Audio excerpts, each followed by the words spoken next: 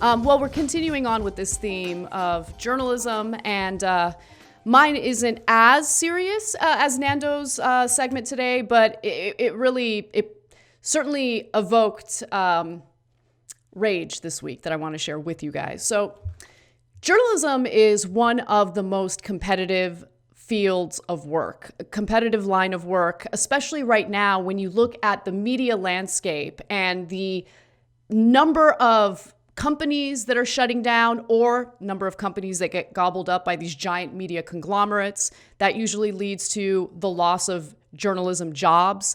When you look at the digital media landscape, I mean, there have been countless digital media outlets that have shuttered their doors as a result of not being able to make enough money to survive. And so there are so many well-trained, well-intentioned journalists out there who can't find jobs, which makes it even more infuriating when you watch the news on television and you see that reality show stars from like the 1990s are being placed in the position of public health experts to tell us what schools should do or shouldn't do when it comes to keeping us safe during the pandemic. Latest example actually happened this week on Fox News with Rachel Campos-Duffy, who was one of the 1990s real world stars on MTV. And here's her expert advice on what schools should do with masks. When I dropped my son off for college, I was really struck by how compliant, again, happy the kids are being safe, but I thought it was, really odd in an American university where we see, so much compliance, which again, for the health safety is good. But what are the long-term repercussions? Rachel? Yeah, listen, we know that China has used COVID to reinforce control over their population because communism requires submission and compliance. I'm worried because so many of the rules that even my children who are going to school, I see them, they wear masks outside when I pick them up. We know that the science doesn't back this up. I know our schools do that because the government says they have to. But again, I'm worried that as children, this is a very formative age. I feel like some of the things we're doing to them is cruel. I think that it is reinforcing submission to government, and it's creating a lot more fear than is necessary for children who we know are not super spreaders and are, have more of a chance of dying of the flu than they are of COVID. I do think it's fascinating that she thinks of submission and compliance specifically when it comes to communism, socialism. She doesn't think about the submission and compliance that every single one of us have to abide by in order to make a living in this country. We submit and we comply literally every single day. But anyway, that's beside the point. Let's go back to the topic of journalism. Look, to be fair, she's the exact type of person you would expect Fox News to hire as a contributor, to share her expert opinions on public safety and public health, because Fox News likes to hire morons who literally disinform Americans. That is their number one role. And one of the examples recently of Campos-Duffy specifically spreading disinformation toward the American people had to do with her comments on migrant detention centers, specifically migrant detention centers where children were being caged. Check out her commentary on that. The border, the detention centers are far safer than the journey that these children just came on. And I will say this, people aren't stupid. I spoke to some African Americans who say, gosh, the conditions of the detention center are better than some of the projects that I grew up in. People are looking at this and saying, let's not smear our border patrol. They're trying to do the best they can. These children were brought here under horrible, irresponsible circumstances.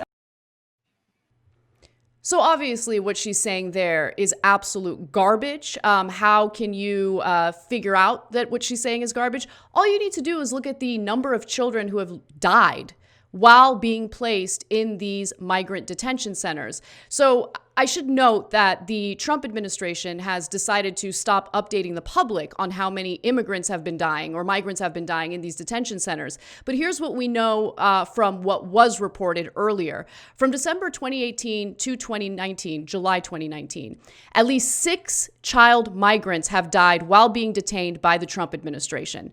And while people love to point to the Obama administration and how unbelievably harsh his policies were toward immigrants, and I do agree with those criticisms, Obama, didn't have migrant children dying while in U.S. custody. Not a single one. And I think that's relevant because it shows how Donald Trump's blanket policy toward migrants at the border, where he would prosecute every single one of them, led to children living in squalor in these cages, not being taken care of, basically dealing with inadequate food. Many of them got incredibly sick.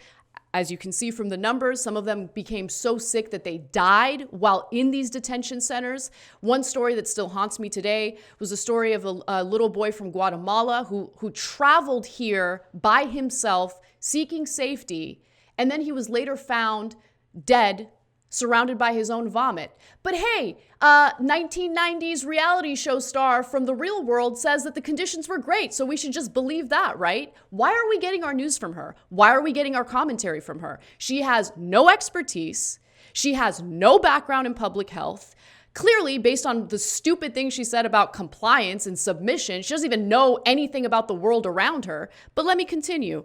The number of migrant deaths is even higher when you include adults, right? So from June of 2019, or by June of 2019, I should say, 24 immigrants had died in ICE custody during the Trump administration. Again, those numbers are probably higher. It's just that the Trump administration doesn't care to update us on the real number of migrants that have died under his custody. And look, in a 2014 interview with BuzzFeed, Campos-Duffy was asked about how she was the only cast member from the real world in the 1990s who seemed to have a problem with another cast member who had tested HIV positive. His name was Pedro Zamora. He tragically died later.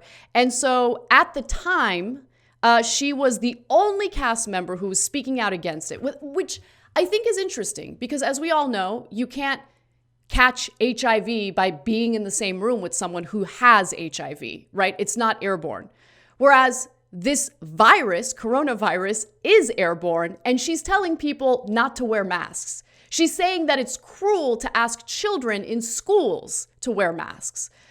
Okay, so it's cruel when it comes to a contagious airborne virus. But when it comes to HIV, which again is not airborne, oh, you feel uncomfortable. She said, I think I might have been the only one in the hyper-PC world of 1993 San Francisco who dared express what I think we were all feeling. I think somebody felt some apprehension. I think everybody felt some apprehension about it. But at the time, it was very un-PC to say so. No, but it wasn't just un-PC, it was dumb. It was dumb, much like her commentary about coronavirus and whether or not children should wear masks. And unfortunately, it's not just about her. I know I've been harping on Campos-Duffy as if she's the only one who gets treated as some sort of expert in the media. We see this across all media. Okay, it doesn't matter if it's Fox News, doesn't matter if it's CNN. CNN has a knack for hiring former political aides as contributors, as if they're journalists who have some incredibly important investigative skills to share with the audience. These are politicians. These are people who are going to push a corporate politician narrative, and we see it all the time. When it comes to other shows, like The View, for instance, we get the same treatment, right? And some might say, well, that's just a morning show. Why are you freaking out about that? Well, let me just note that the New York Times referred to The View as the most important political TV show in America. And that is unfortunate because we have people who are not politically trained, people who are not journalists, people like Whoopi Goldberg carrying out shameful interviews like what you're about to watch. Well, but Bernie, victory. just so we're clear, you worked for Hillary, but it took you a very, very long time to hop in, and your people also. It took a very long time for them to hop in. So when I say that, that's what I'm talking about. Yeah, well, I don't accept that characterization, but the point is, people have a right. Why are you still in the race? People have a right. Last I heard, people in a democracy have a right to vote, and they have a right to vote for the agenda that they think can work for America, especially in this very, very difficult moment. We are assessing our campaign, as a matter of fact, where we want to go forward. But people in a democracy do have a right to vote. And right now, in this unprecedented moment in American history, I think we need to have a very serious discussion about how we go forward. And one of the things that I am working on with other members of the Senate and Congress is a new stimulus package, which not only makes sure that all of our people in this crisis have health care, but also that they continue to receive their paycheck. We have got to understand where we are at. And right now is April 1st. It is likely possible there are millions of people who cannot pay their rent, cannot pay their mortgage. Yes. But wouldn't it be smarter for you to continue on that path to make sure that gets done? Well, we are doing it. Believe me, I am doing it. Our nature of I'm sitting in my house right now. I'm not holding a rally in Wisconsin because of the nature of campaigns. But right now, what I am primarily focusing on with other members of the Congress is a new what we call a coronavirus 4 stimulus package, which will guarantee that every worker in America continues to receive his or her paycheck, that states and cities get the kind of revenue they need to maintain their payroll and take care of the work that they have got to do. What I am very worried about so your is plan that is people to stay cannot in, afford yes? So Whoopi Goldberg, not interested in talking about stimulus, not interested about talking about how to keep Americans safe in their homes while this pandemic rips across the country. All Whoopi Goldberg cares about is, when is Bernie Sanders going to drop out of the race? Because he keeps talking about raising taxes on people like me. And I've spent the last several months whining and crying about it as if I'm the one who should be aggrieved right now. Whoopi Goldberg has no business weighing in on politics, especially on what has been referred to by the New York Times as one of the most important political talk shows. If it's going to be a political talk show, how about have political journalists on? How about have actual experts on? How about not hiring models, actresses, failed reality stars to pose as experts or journalists when Americans should be getting their news from people who actually know what they're talking about? So yeah, I'm irritated by it because there are all these unemployed journalists out there who deserve jobs, who have worked hard, but they keep getting brushed aside so we can have big names from the 1980s and 1990s like Whoopi Goldberg weighing in on our political climate. I think it's pathetic, and I'm really sick of seeing it across the board, whether it's a left-wing, when I say left-wing, I mostly mean liberal, a liberal political show or a right-wing political show. It doesn't matter. It happens across the board, and I think it's incredibly damaging to the country because it furthers the spread of misinformation. It furthers the spread of biased opinions that get repackaged into this cute little bundle of so-called news that's supposedly unbiased. It's pathetic. I can see through it. I think the American people can see through it, which is why when Donald Trump uses the phrase fake news, it resonates with people. And I think that the journalistic establishment should take a step back and think about the damage they're doing to the country, but more importantly, the damage they're doing to the entire profession in this country. I did not know that you were going to use that Whoopi clip from The View. I mean, I had a whole thing on The View on my segment, a very View-heavy show, and I had forgotten about that Whoopi interview. I mean, all those weeks, like kind of right after the Super Tuesday, where Bernie was basically defeated, I've just like blocked them out of my memory for the most part, and that was just I didn't realize like how angry that was gonna make me. But yeah, I mean, Yeah. it's funny. Like Rachel Campos was in Real World San Francisco, as you say, which is like pretty much considered, I think, like the opening salvo of reality TV. Like it was like the first kind of really major hit cultural phenomenon was Real World San Francisco, and it's like spawned obviously the reality TV industry, which of course is probably like the biggest reason why Donald Trump is the president is because he was a reality TV star. That was a huge driver of his. So it's funny to think of just like the amount of damage that has been wrought by that Real World San Francisco show. Like I wonder if I can imagine a movie where we go back in time and stop the production of that, and maybe we'll never have reality TV. Yeah, remember like Elizabeth Hasselbeck was like considered like during the Bush administration. View, she was on The View, and she was a contestant from The Survivor or whatever. I don't even remember, but why is she weighing in on politics? Like what is her? And I'm not saying that average Americans can't weigh in on politics. Don't get me wrong. But in these positions that could be filled by people who actually have the expertise to weigh in on the issue, like it just doesn't happen. It's all about what's the biggest name. I remember my agent like begged me to take a meeting with the executive producer of The View at the time, right?